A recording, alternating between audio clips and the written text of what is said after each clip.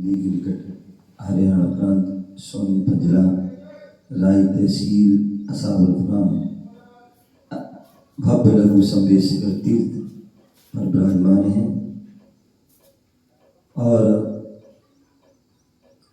पार्श्वनाथ भवन का दिव्य यहाँ पर जिनालय है। भगवान महावीर स्वामी की जो वाणी खिली वही वाणी जिनवाणी के रूप में प्राप्त है, उसी जिनवाणी का हम रसपान कर रहे हैं। आचार्य कुंद स्वामी रयण सार ग्रंथ के माध्यम से आचार्य कुंद स्वामी ने श्रावक और मुनि धर्म का वर्णन किया है। बोले श्रावक कौन, मुनि कौन? तो बोले श्रावक जो दानम पूजा मुखम श्रावधन, जो दान और पूजा कर रहा है वो श्रावक है। और झाण झैणम जो ध्यान और अध्ययन कर रहे हैं वह निराल है। ध्यान की यहाँ पर परिभाषा बताई गई।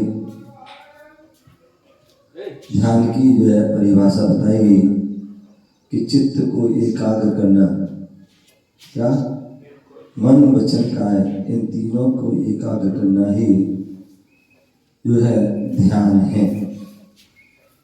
मन को भी एकाग्र करना है, वचन को भी एकाग्र करना है, काय को भी एकाग्र करना है,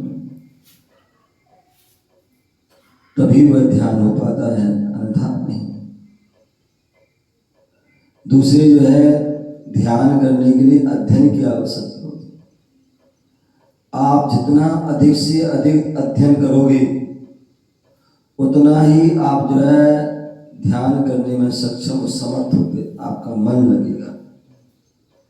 और यदि आपने अध्ययन कुछ नहीं किया, आपके पास कोई विषय नहीं है, सब्जेक्ट नहीं है, मैटर नहीं है, तो आप ध्यान किसका करो?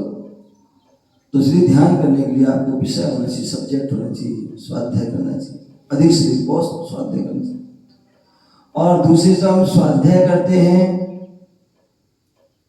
तो जो हम स्वाध्याय कर रहे हैं तो वो कैसे जो है हमें याद रहे, कैसे वह ध्यान में रहे, तो उसके बोले हम ध्यान से कहते ना, ध्यान से पढ़ो। बच्चों से कहते हैं ध्यान से पढ़ो, ध्यान से चलो, ध्यान से उठो, ध्यान से खाओ, ध्यान से पियो। तो कोई भी काम करें ध्यान से करोगे तभी आपको वो लाभ होगा, उपलब्धि होगी। तो इसलिए यहाँ पर जो है आज सर भगवान बता रहे हैं कि ध्यान करना है तो स्वाध्याय। अब उस स्वाध्याय कब करना है, कब नहीं करना है, ये भी पता होना चाहिए।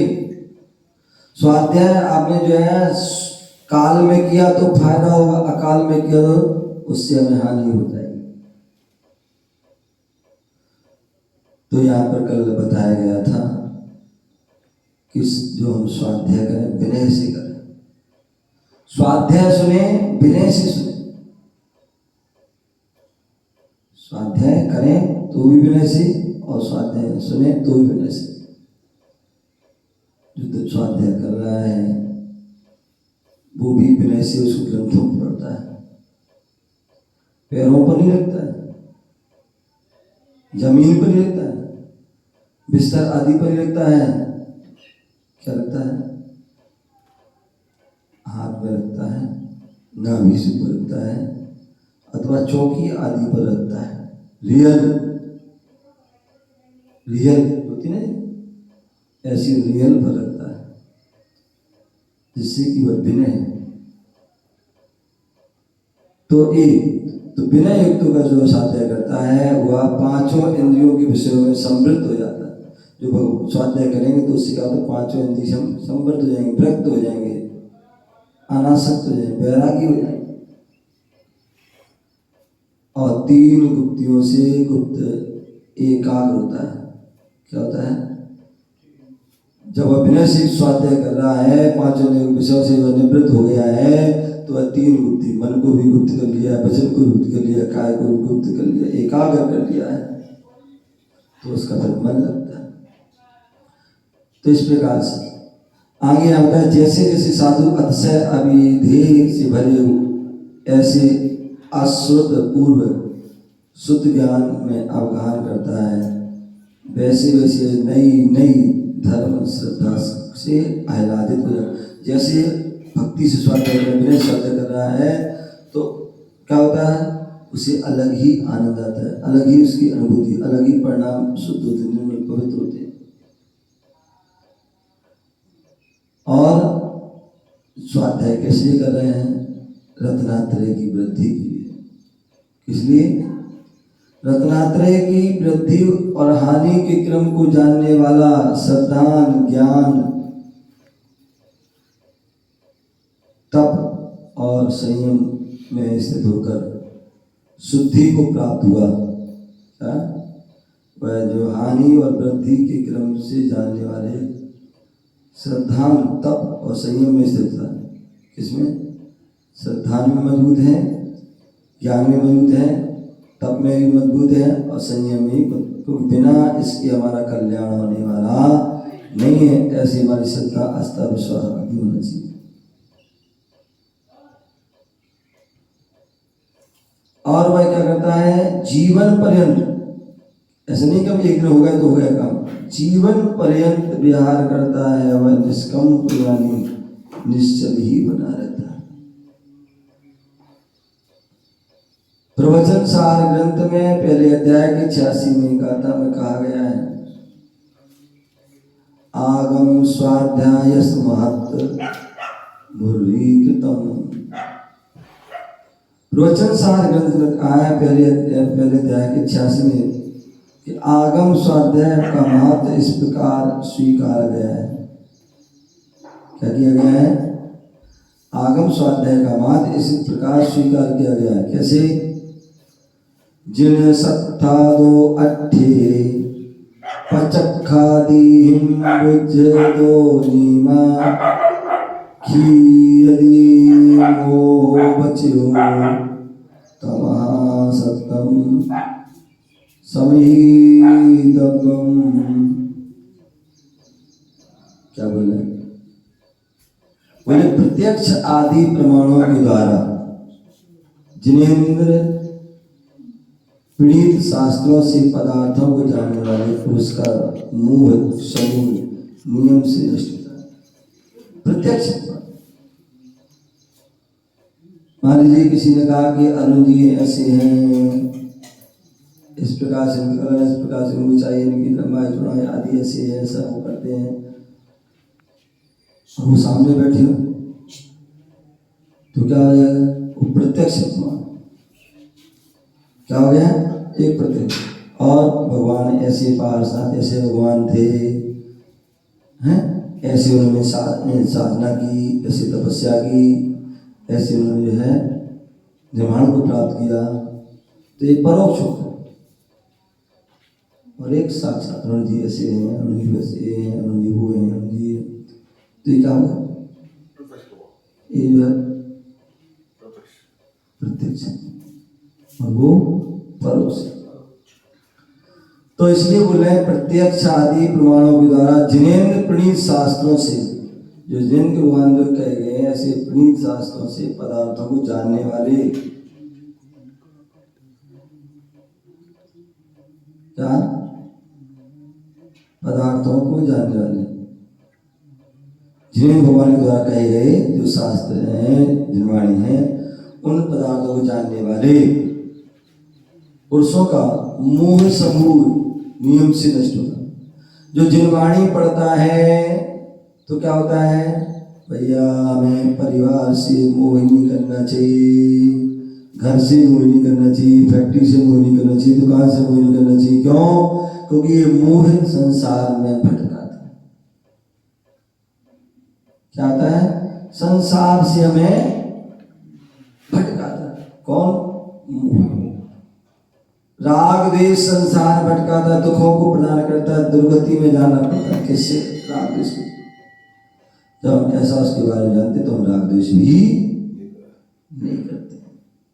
लेकिन हिंसा करने से पाप जो है दुर्गति की प्राप्ति होती है, झूठ बोलने से दुर्गति की प्राप्ति होती है। जिसने हिंसा की, हम शास्त्रों पढ़ते, कहानी पढ़ते हैं, 5 पाप की एक एक कहानी है। हिंसा में कौन प्रसिद्ध हुआ, अहिंसा में कौन प्रसिद्ध? हिंसा में प्रसिद्ध हुए और अहिंसा में भी प्रसिद्ध।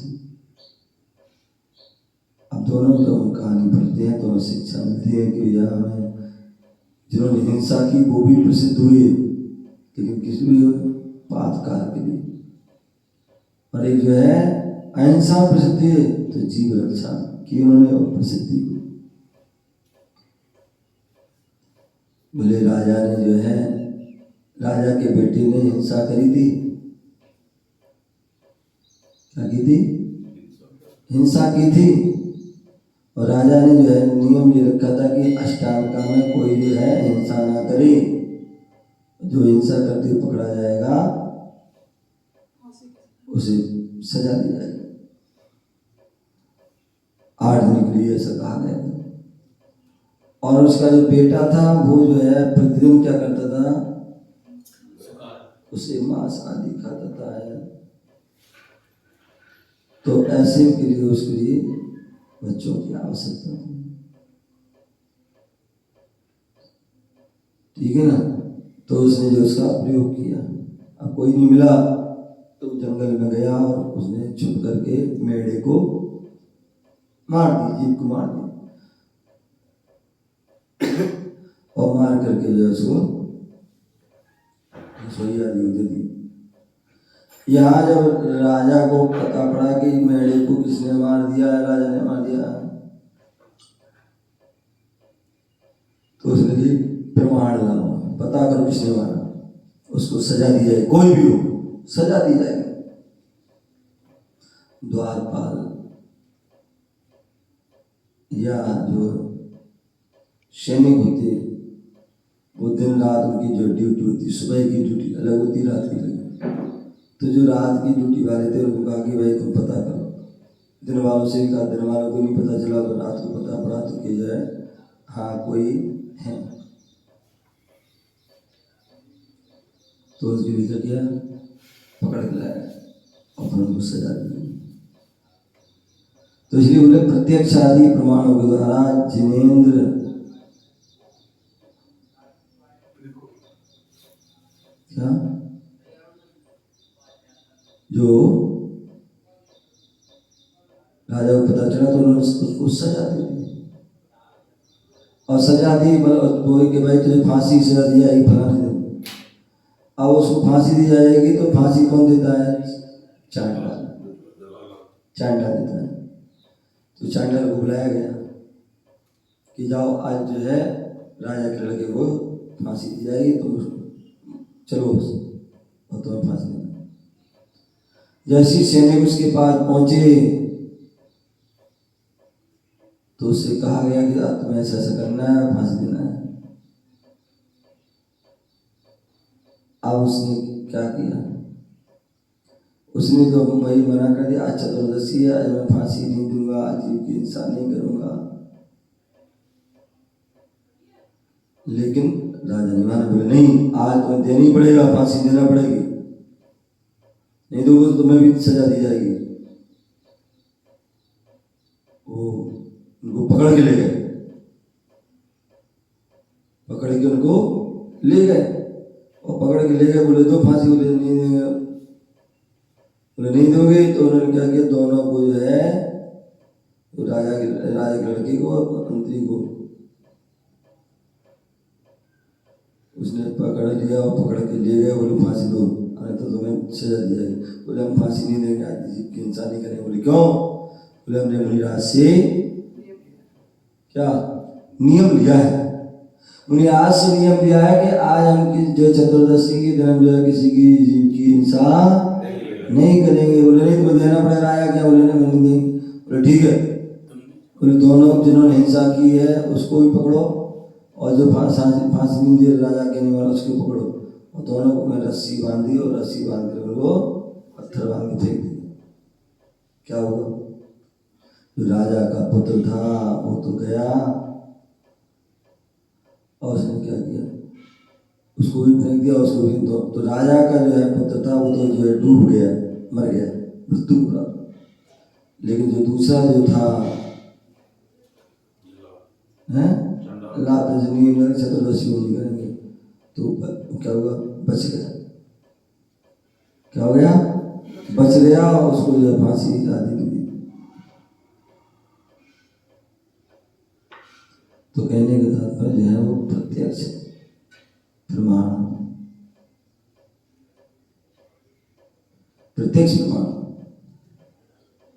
तो इस प्रकार से प्रत्यक्ष प्रमाणों द्वारा प्रणीत शास्त्र से पदार्थों को जानने वाले पुरुषों का समूह मोह समूह नियम से नष्ट होता है। इसलिए शास्त्र का हमें स्वाध्याय ऐसे नहीं मैं आज कुछ किताब पढ़ लिया, आज कोई किताब पढ़ी, आज कोई नहीं, क्रम से उस किताब को पढ़ना चाहिए। आप अपनी योग्यता देखें और सबसे पहले प्रथमान योग के ग्रंथ को पढ़ें। क्या पढ़ें? प्रथमान योग के जो है स्वाध्याय को पढ़ें।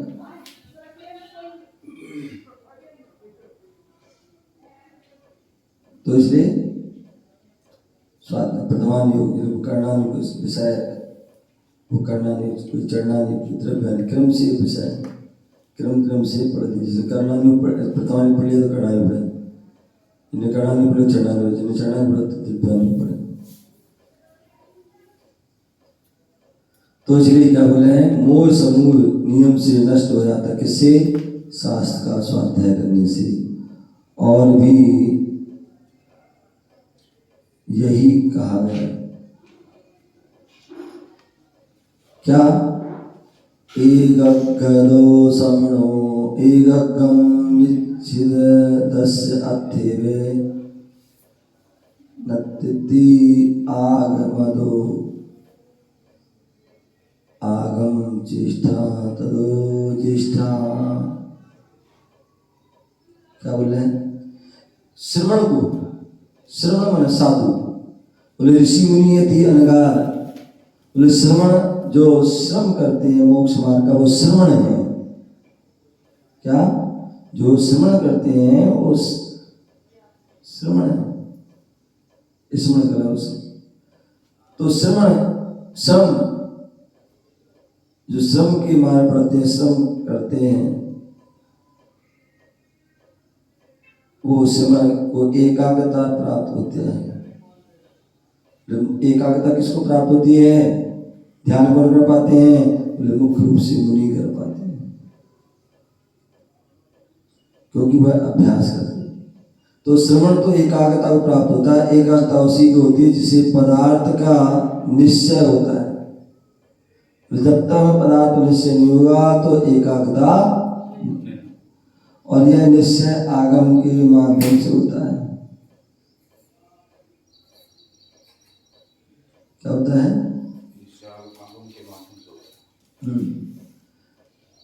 तो इसलिए निश्चय आगम के माध्यम से होता है कि हाँ ये सही है, ये गलत है, ये अच्छा है, ये बुरा है। ये निश्चय किसी आगम से होगा। इसलिए आगम के ज्ञान की चेष्टा करना श्रेष्ठ। आप अन्य कोई चेष्टा करो उससे कोई लाभ होने वाला नहीं। लेकिन आगम की जो प्रथमान योग, कर्णानुग, चरणानुग, द्रव्यानुग, इन ग्रंथों को हम जो है पढ़ रहे हैं तो उससे हमारे लिए लाभ होगा। तो इस प्रकार से यहाँ पर उनके बारे में जो है कहा गया है, और भी इसके बारे में आगे कहेंगे। ओम नमः